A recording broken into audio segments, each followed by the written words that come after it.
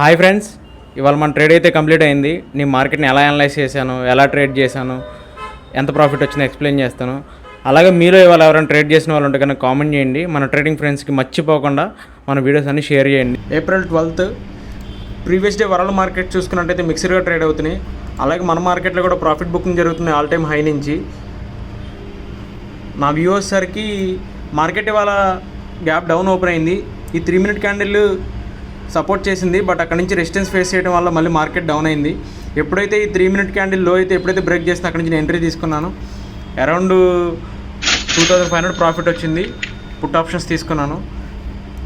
Banks అన్నీ కూడా ఇవాళ నెగిటివ్గానే ట్రేడ్ అయినాయి, డేలో బ్రేక్ చేసినాయి చాలా బ్యాంక్స్.